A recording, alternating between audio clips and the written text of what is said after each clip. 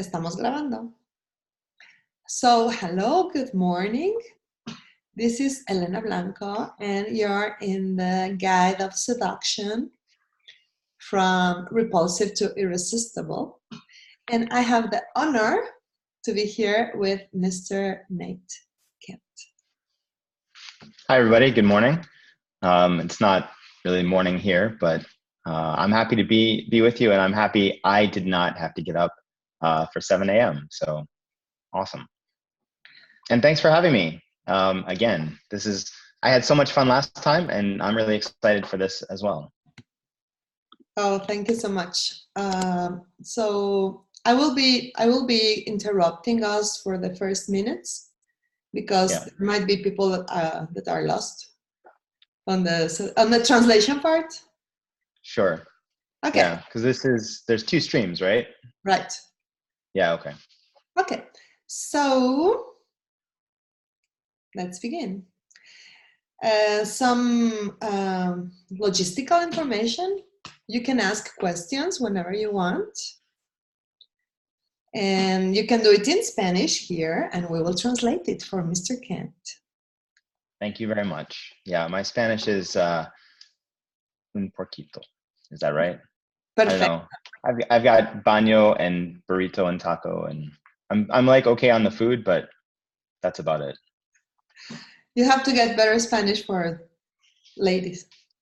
I know, and Spanish is such a romantic language. It sounds really good. Yeah, it also sounds really fast as well. So I'll have to figure that out. Okay. So, why a call for women? We were talking, Nate and I, about the differences between men and women relating to seduction, relating to sex, relating to relationship. And we discovered that while we are quite similar, we are not the same. Yes, absolutely. And Nate is like, oh, I cannot believe that women do not know that men are so simple. And I was like, no, we don't. So please, could you please enlighten us? Yeah, that is kind of how it came about, isn't it? You mentioned that someone asked you a question about some relationship issue, and I was surprised at how complicated she made it, because it wasn't that complicated. And then we started talking about kind of the way that men operate or don't, according to a lot of women. And it's they're pretty simple creatures. I got to put myself in there. We are pretty simple creatures. So yeah, and it's surprising to me sometimes that women don't they don't get it, how much power they have, in a sense, when they deal with men. It's really not that tricky, in my opinion. So we are here to listen to you, honey. Yeah, well, I mean, as you said, questions are fantastic. I'd love to hear questions. And it also helps, if someone has a question, then at least 5 to 10 other people probably have the same question. So that's great. It also helps to give a direction to the class. Of course, I know that you and I could talk back and forth for an hour. That would be pretty easy, but we'd like to provide some value to people. So I can start with one question. Yeah. And I give you a little bit of context. So what we are taught, at least in Mexico, in the world I move, is that if a man wants you for your looks, he doesn't really love you. If a man wants you for your looks, do you mean only for your looks, or mean he's attracted to you for your looks? Okay, that's the problem. So they never clarify it. It's like, if he's interested in your looks, he will never love you. Like, you have to find someone who likes you Well, for your inside. if he's not interested in you for your looks, he also probably will never love you. Like, looks is a part of it. Okay, this is news. Can you repeat that, please? So I'm just saying that, well, I mean, this is going to sound, I mean, it just sounds like men are stupid, but yeah, looks is a part of it. Like, but you don't have to look like who you see on magazines or TV, because every guy has a different style. Every guy has a different style. Like, I go out with my friend and he's attracted to women that I am not attracted to at all. So whatever you've decided that you're supposed to look like is probably not true, and you're probably selling yourself short. Wait. I think selling, if you think you have to look a certain way, you're selling yourself short. No, I mean, if you... Yeah. It's amazing. Yeah, like you're not acknowledging what you do look like, and you're not acknowledging that there is a group of men who are attracted to what you already are and trying to change yourself to become what you envy or who you see as the ideal is a waste of time and energy that you could be putting into discovering the group of men who are into what you already are. That's so amazing. And that's only in the looks department. And it's so funny because it's like, really, so many women are, I mean, myself included, I have spent like years of my life judging myself for not looking like the girls in the magazines. Right. Like, you have seen me, I am not a size 2, yeah, 20-year-old woman. And I know I am attractive, and I have never believed men when they tell me I am, until very recently. Like, I remember, I don't know, maybe 20 something, like, if a guy came and said, you're so amazingly beautiful, I would be suspicious of him.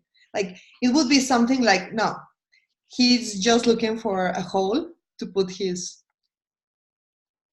something in, and he's saying that for me to fall. Right.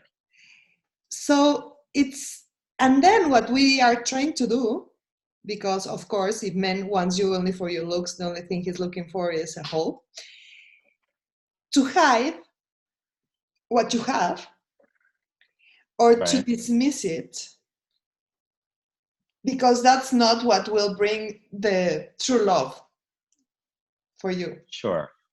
Right. Which is totally the contrary of what you have just said. Well, and you have to understand that giving a compliment can be genuine. You can say to someone that they look beautiful and mean it, and not necessarily just want to sleep with them.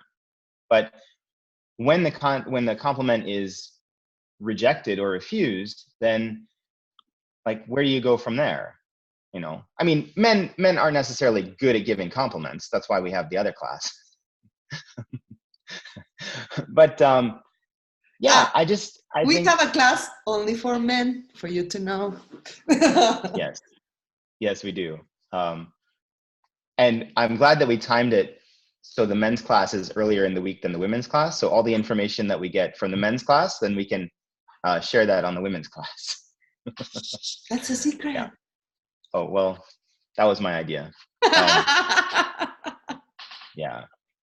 But I mean, as far as the looks goes, women are way too hard on themselves, because women's standards for themselves are way higher than men's standards for them. I mean, men aren't as picky about women's looks as women are, right? Like, they're just not.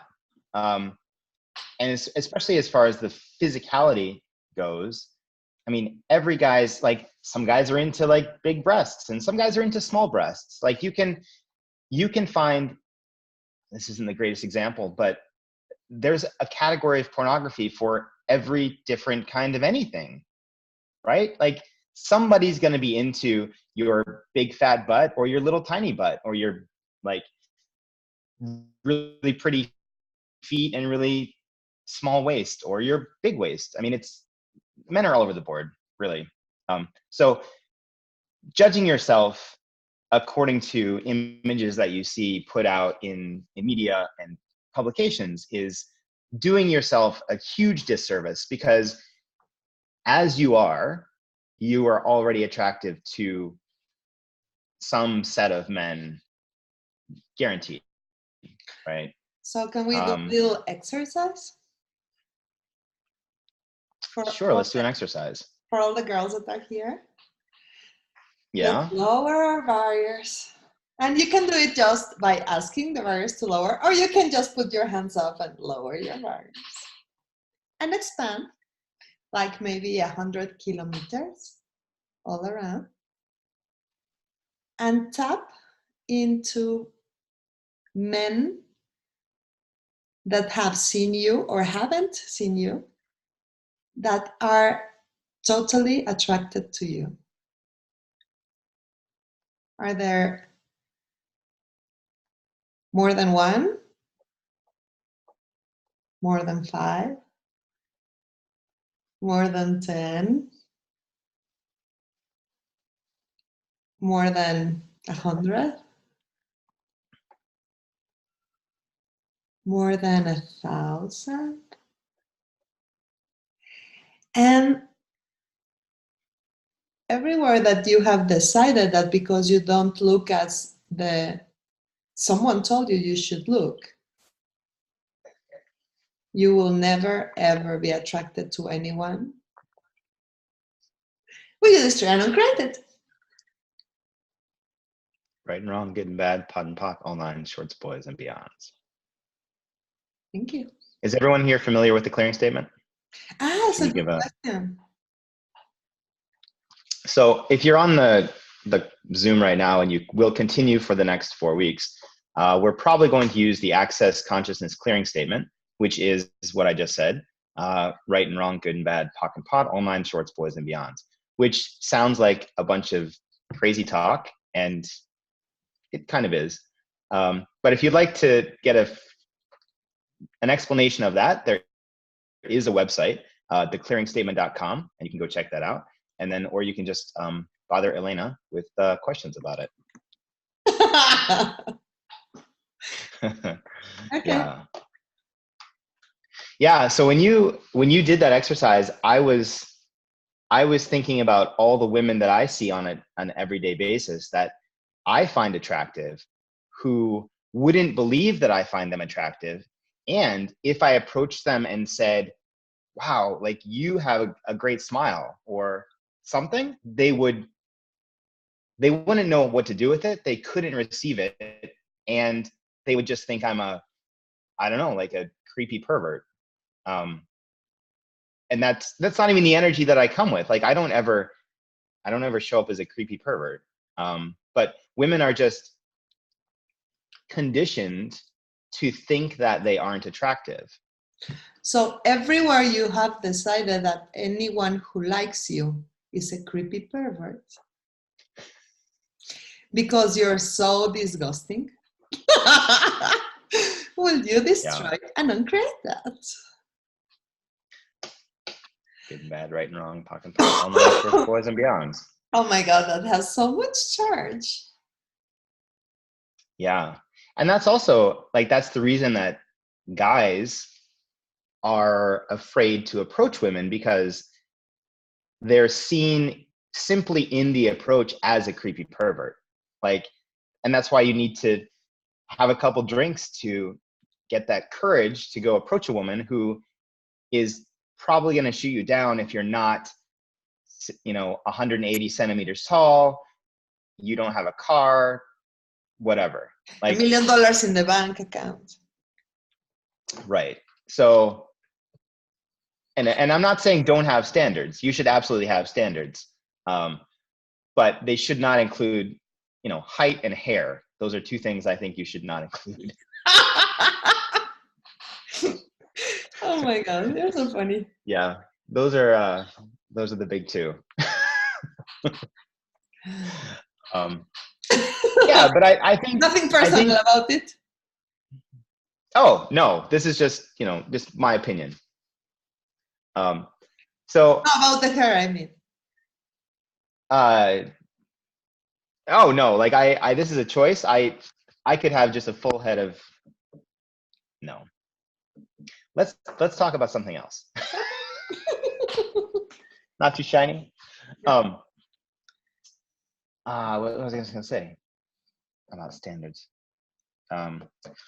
So I think something that a lot of people are familiar with if they're on this call and they sort of follow you on Facebook is, you talk about energy a lot and you talk about awareness. And that's the thing is, a lot of women don't trust their awareness. They just go automatically into sort of defense mode every time a guy approaches them. And so you can use your awareness and you can say like, all right, is this guy a creepy pervert? Yeah, great, then send him away. But is he just a genuine nice guy who's too nervous to come and say something to you because he's expecting you're going to turn him away? Oh my And God. so, just trust your knowing and trust yourself and your awareness of the energy of how you're approached. And, I mean, we talked about this earlier, but you can also pull energy from someone. What say, what is that? Can you explain us what does that mean? Why don't you explain how we met the first time? And maybe you could give a small explanation of how pulling energy works. Okay, so I was in a class, the family class with Dane here and Gary Douglas. And there was this guy, Nate. And we've never met before. No, we have never met before. I've never even seen you before, yeah. So for you to know, Nate lives in Korea. He has been doing Access for quite a long time now. What, 11 years or so? Okay, that's about right. Okay. And like he knows everyone, and you know everyone except me, of course. So right. we are in this class, in the family class. It's quite a smallish class. It's an advanced class, and I don't know, having bars, receiving bars or whatever, and I see this guy giving feet rubs to like Shannon O'Hara and Simone Milazas and other women, and I am like, oh my God, I want the feet rub. And of course, being the energy mage I am, I started pulling energy from him to make him like notice me, because of course I'm a woman. I never come and say, hi, can you give me a feed rub, please? I have to do it in a very subtle and weird way. So right. I'm doing that and just wishing for him to come. And then he comes. And he says, well, instead of pulling energy so hard, you could just come and ask for me. Like ask me to give you a massage or something. And I was like, oh my God, he discovered me. Just remember, I didn't know who he was. I didn't know he has a lot of experience in Access. I'm used to people not having any experience, and they're just attracted to me because I pull energy. And that works for me very well, because I can totally be the passive flower that gets chosen. So, Yeah. Oh my God, this is so funny. Okay, so I say, oh, sorry, but sorry, not sorry. And I'm telling the story. So what is pulling energy? Like literally, you pull energy from the universe across people, across, you say across? Through them. through them. So you pull energy through people, through you, and then you can send a little trickle of energy back to them so they cannot take you out of their head. And it works very nicely because what you do is you lower their barriers and you feel their body with energy. And suddenly they are like, oh, this feels so nice. What is that? That's what happens, for example, in concerts. Like if you go to concerts of big stars, Madonna, the Rolling Stones, these kind of people, they pull energy like crazy just naturally. And that's why you go to a concert and you like the music and that helps too, but sometimes it's just like, oh my God, this person is so attractive, I cannot believe it. Like I have heard their music in a record, but it's so different when you're in front of them. And the difference is the pulling energy. So you can pull energy. And what else?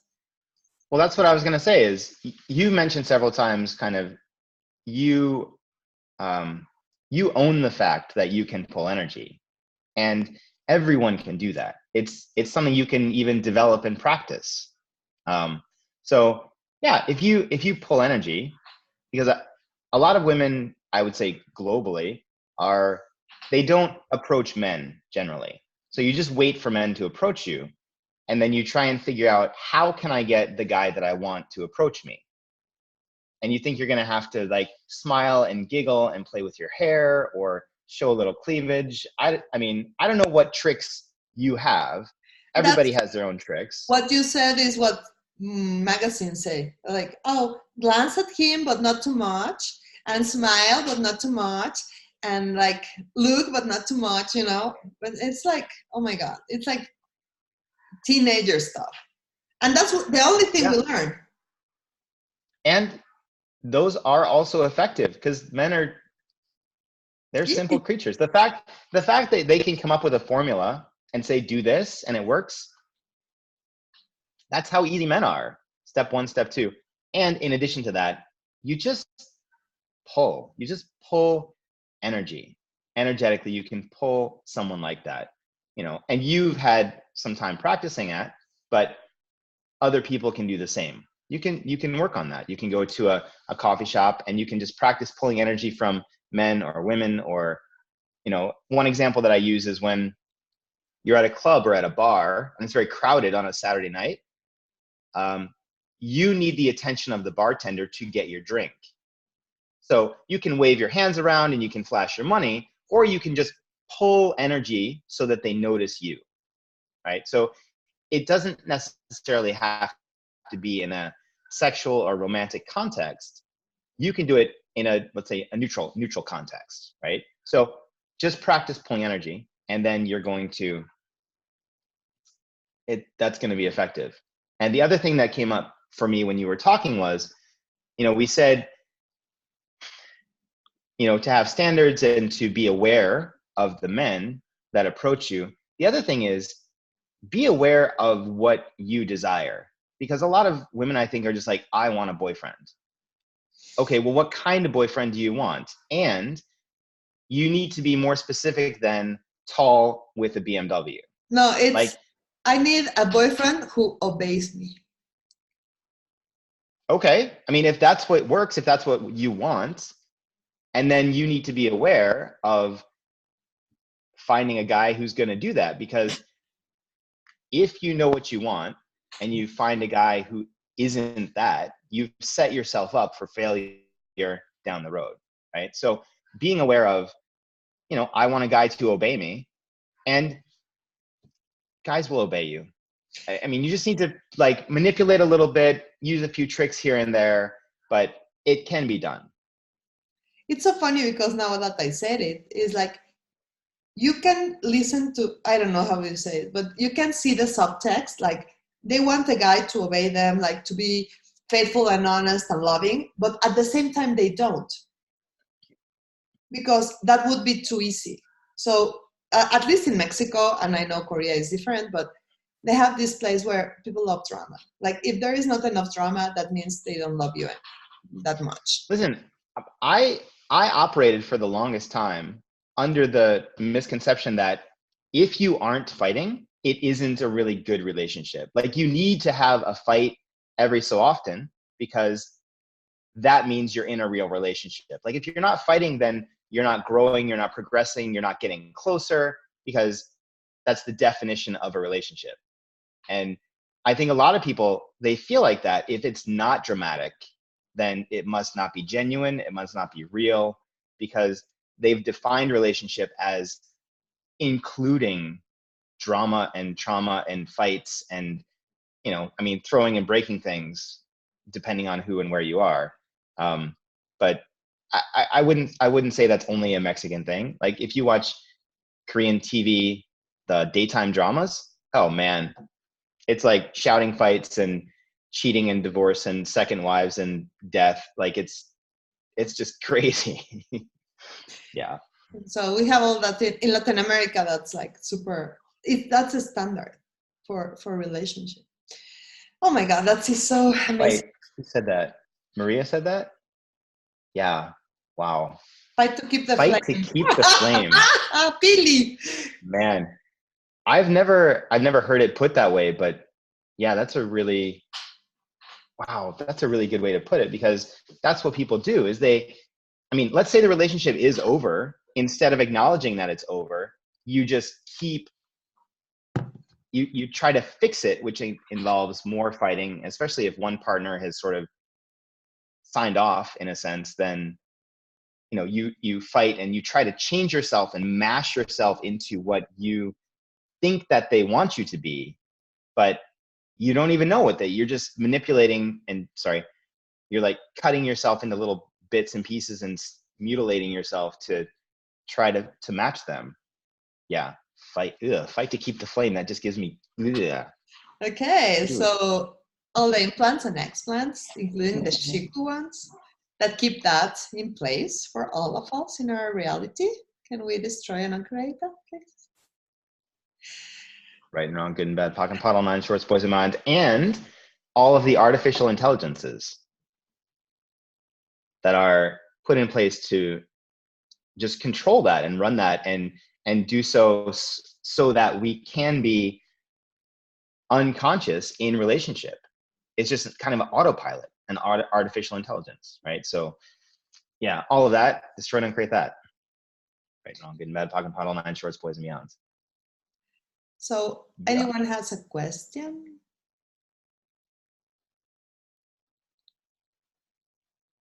I can't see what's going on in the Mexico, the Spanish group. I know. It's so intriguing. I know Carla's working really hard. Thank you, Carla. But yeah, I think, you said we have... there is Carla. Look at her. Or thank you. Yeah, I really like women. And it makes me so unhappy when I see women or meet women or talk to women and they're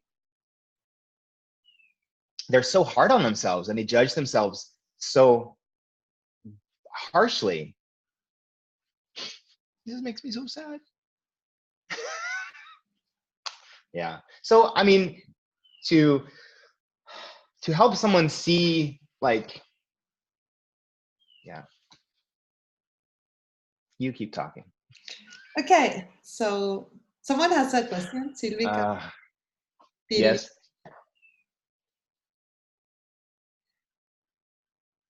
What if we allowed ourselves as women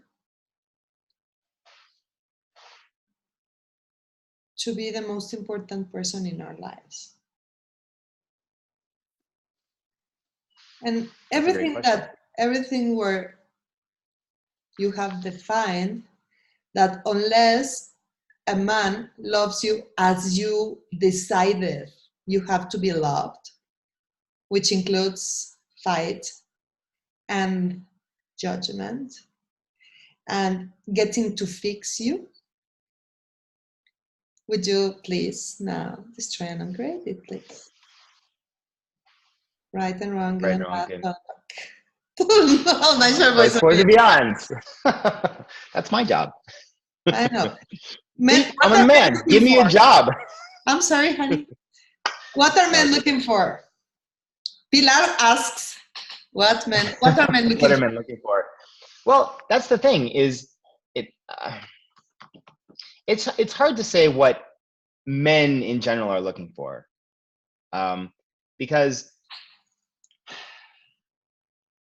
I'm looking for something different than my friend is, and I think what he's looking for is stupid, and he thinks what I'm looking for is stupid. Like there isn't. There are maybe a couple of things, but a lot. I mean, I would say men are looking for someone to admire them and to respect them, like compliment them and tell them that they're good at their job, or they're helpful, or they did a great. I mean, even if it's something small, but if you tell a guy that he's doing a good job, that's a big ego boost, right? Like, yeah. So a lot of men are looking for confirmation from women. I mean, historically, people always like look at the things that men have done for women historically, and that characteristic, even you can bring it down to just the smallest little thing. Like, give a guy a task, give him a job, and say, like, could you please do this? And then when he does it, pat him on the head and tell him he did a great job, and he'll want to do it again.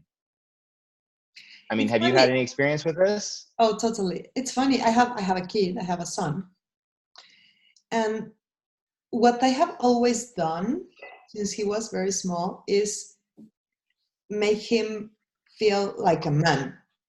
Like, it's like, okay, you want something from the store, go ask for it. Like, you are going to help. I mean, you can, I don't know, pick up your things. You can, do manly things. Like, something is not working, can you try to fix it? Like, not of course like the computer or something, but like little things when he was little. And Mm-hmm. when he was like maybe 18, and he learned to cook, he learned to do a lot of things. When he was like maybe 18 years old, he went with all his friends to Europe for a tour, finishing high school. And he came back and said, you know what, Mom? I used to think that I should be really resentful of you because the mothers of my other friends did everything for them. Like, they would cook for them all the time. They would pick up their uh, their rooms. They would like sit with them to do their homeschool, homework. And now in the trip, I realized they're totally impotent. Like, they really don't know how to survive in the world. Right. And I was in charge. Like, I never felt lost. I never felt afraid. I could just, like, thrive anywhere I went, because I went to a lot of like places. And he was like, well, thank you. Thank you for making me take charge of things. Thank you for asking me for favors. Thank you for forcing me a little bit to not be your baby. And it's so funny because we do that with our husbands, with our boyfriends. Like, we, in trying to please them, we try to make them useless. And there is the other side, that is, we were, at least, I don't know if every generation, but many of us were raised to be independent, but like fiercely independent. Like, I can do anything a man can do, and sometimes more than them. Like, the man I know, at least my father, for example, like, I could fix my phone when the phones were with cables, not now. Not even now, I can fix my phone sometimes. I could do things that were manly in a way, for in the 50s or 60s were manly, and I was like, I can totally do that, because my father couldn't. And I have this idea that letting them do a job would undermine not me, I used to have that, like, would undermine my independence instead of boosting their self-reliance. Right. So it is not that I cannot do it. It's just I choose to honor you and recognize you can do it. And if you want to do it, hey, I can totally receive. Right. Like it's a delegation of doing those things. And it isn't that you, like you said, it's not that you can't do it, but also, like you said, I mean, yeah, the last, I don't know how long, but women have become fiercely independent. I mean, they will say things like, I don't need a man, you know? And so, well, great. Then what am I around for? You know? So, you know, even if you can do it, and even if you could handle it without them, if you just pretend that they're necessary, and then they feel rewarded and they feel needed. So isn't that lying? It's manipulating. But manipulating is wrong. Well, that's maybe a point of view that you want to give up. If you're, I mean, seriously, because you mentioned your relationship with your son and having a child. You manipulate your children all the time. Like if you don't manipulate your children, you're going to have a tough time raising your kids. And take that ability and use that on men. I mean, why not? You know, figure out what makes your guy tick and then manipulate him so that he thinks he's doing it of his own choice. Right? Like, yeah. Guys are pretty simple. Even like, where are we going to go out to eat dinner? And do you know how many guys would be happy if you just told them where you want to go? I mean, one of the tricks that I've been told is like, ask a girl where you think that you're going, and the first place that she says, tell her she's right and go there. Like, you know, hey, we're going to go out for dinner. Where do you think we're going? And you're like, maybe here. You're right. Let's go. Right? Like, or just tell them where you want to go. But oh, great. It's so funny because we think that if we don't say, it's giving you charge of it.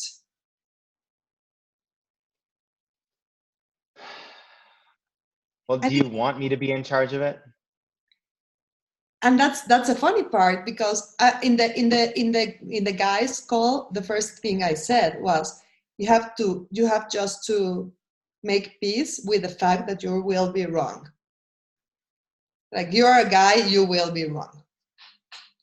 Right. So if you know you will be wrong, if you know that any approach you do will be judged as creepy and wrong, then they try to make you in charge by not deciding, not choosing, not trying. Then you are doomed to be wrong no matter what. This is making my head spin. Yeah. Everything that is and everything that brought up, could you please stand and correct it? Right and wrong, good and bad, POC and pot, online, shorts, boys, and beyonds.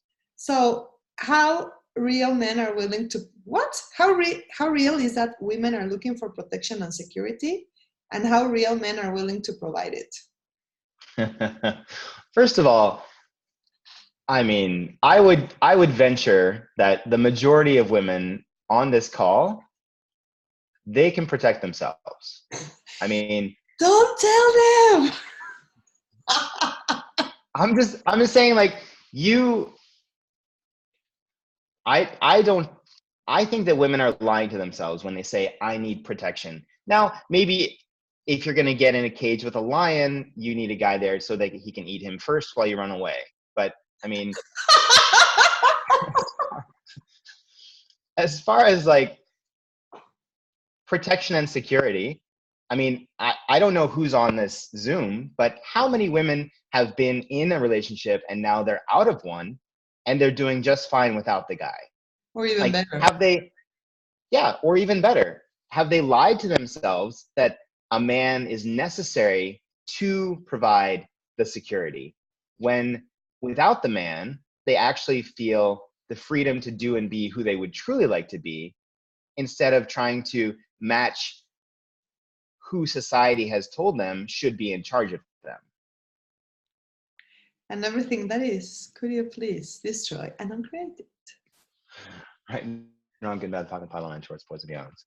Yeah. So, all right. So the first part of that was women needing security and protection.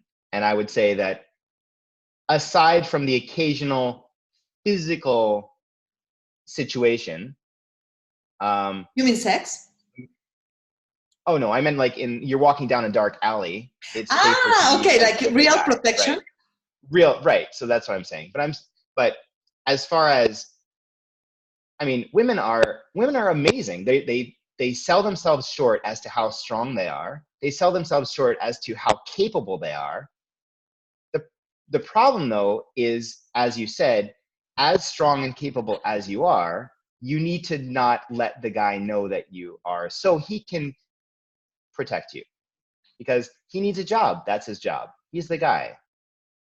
So, and provide for women can make money. Women can get jobs. Like, it's not, I mean, they can't go out and maybe kill the elephant, but I mean, we're past that now. You can go shopping.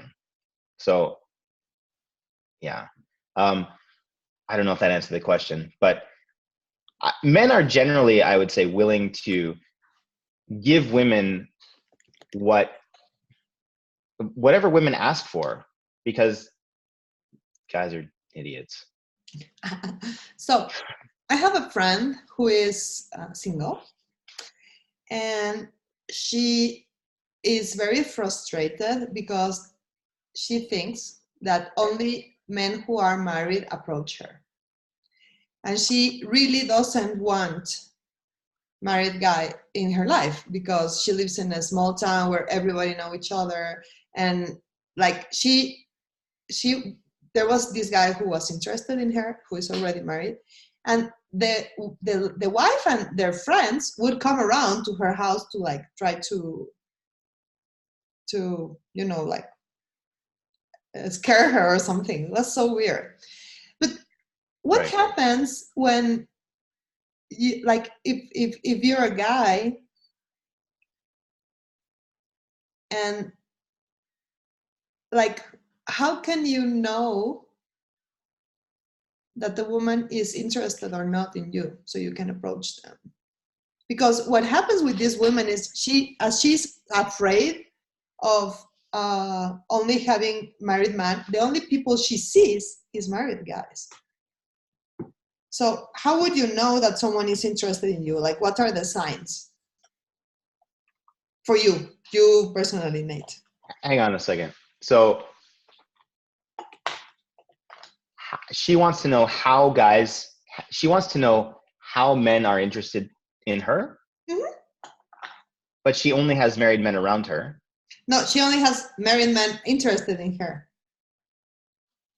Right. Well, you also said she's in a small town and most of the men in the town are married. Like, Yeah. are there single guys around?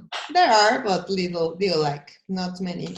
Because usually what happens in these places is single guys go out to study and they come back married. Well, then go to the place where they're studying and Move. No, but okay, so how do you know, like, if you're a guy, what are the signs you know that, or you see that makes you want to approach a girl? Like, what would you make you approach a girl? oh, I can't pin it down to one thing. I mean, if a girl is attractive or she has a nice smile or looks like she's having fun, I mean, I can't say it's one thing for me. I mean, I have another friend and he really mostly just cares about having like really big breasts, which is, I don't know. But then he says that, but he doesn't actually really care, because he'll go after some tequila, pretty much anybody. So Tequila is a great filter. It does help, to be honest, because people get out of their heads.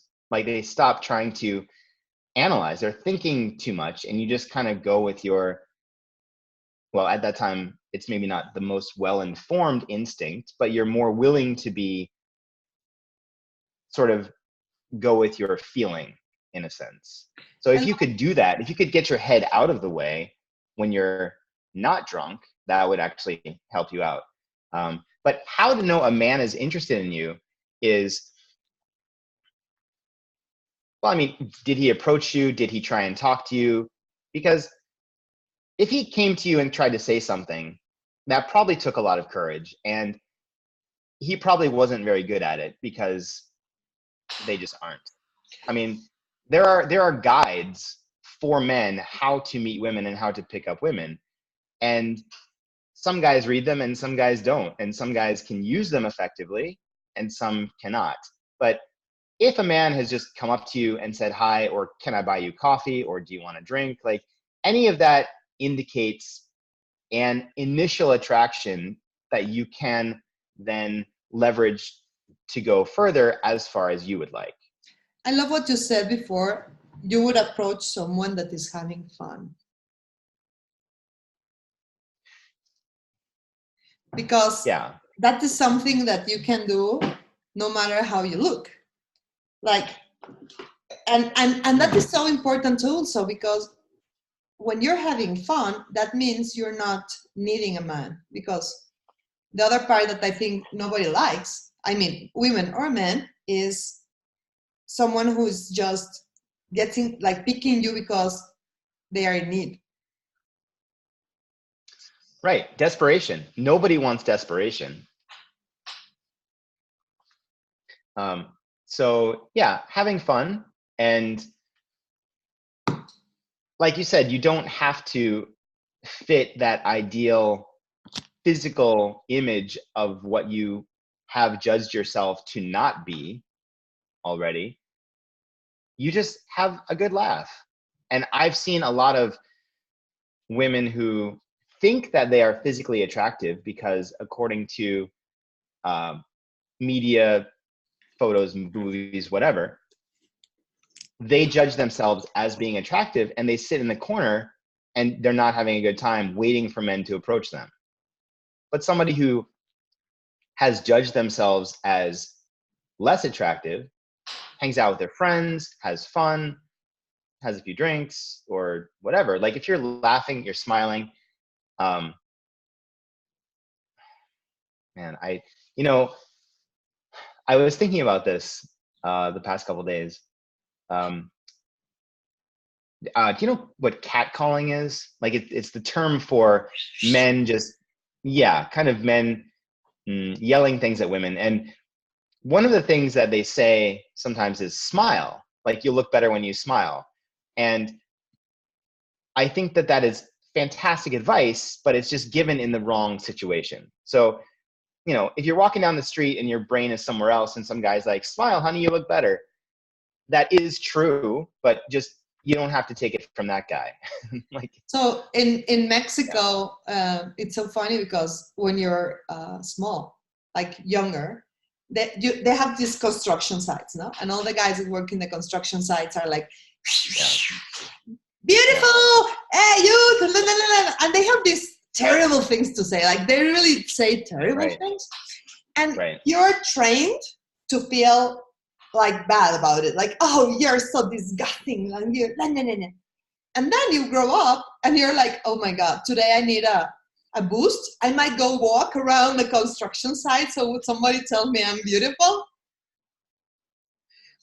So it's a place where actually you are trained to not receive compliments and to think that if they compliment you, they are really creepy or they are really terrible.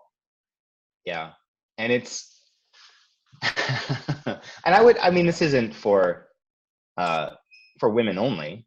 I had an interesting experience at the class in Venice. I was at the contribution class in Venice, and I was having a conversation with a couple people that I've known for a few years now, but I've only ever seen them in class like 2 or 3 times.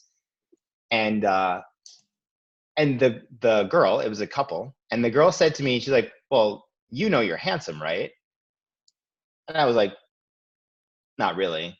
And then we had an entire discussion about me receiving that I was handsome, because every time someone had told me I was handsome, I always thought it was coming from a place of manipulation, or it wasn't honest because it was from my university students where I teach, or it was from my girlfriend, or it was from my mom, or it was from someone who was using the compliment to get something from me.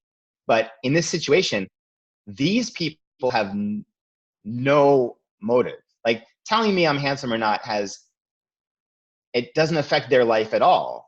And we had to have an entire conversation of them convincing me that I was a handsome guy. And I'm still like a little bit not sure, but I'm more sure now than before that.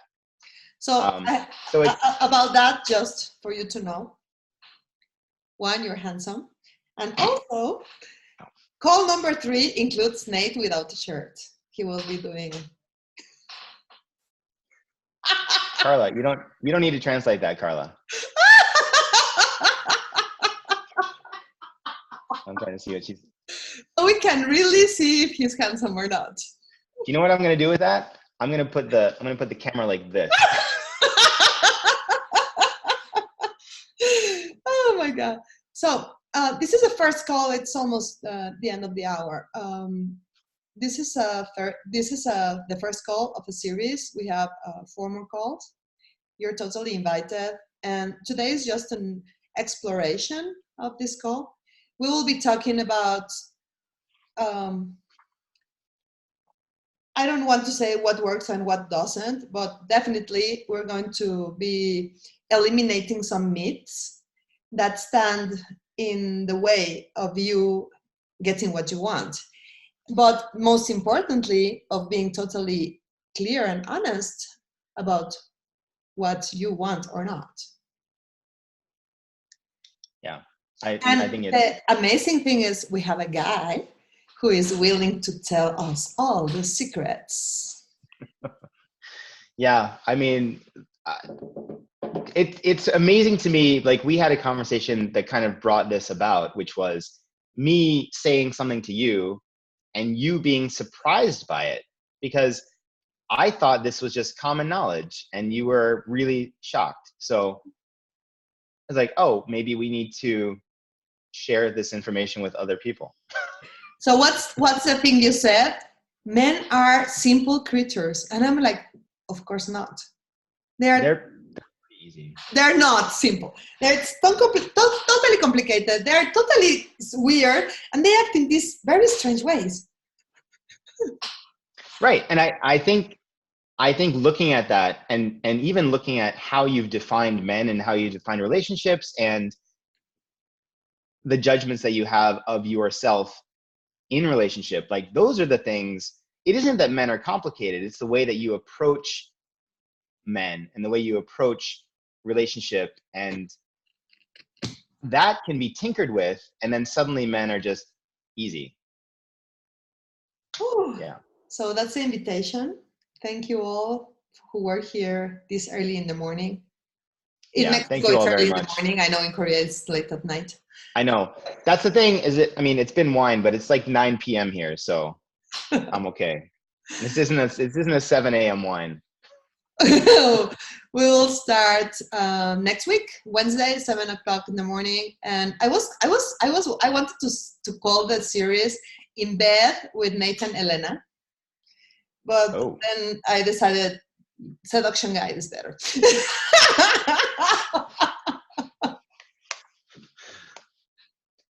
Okay, I mean, we can call it take applications. In Bed with Nate, and then you're in your pajamas.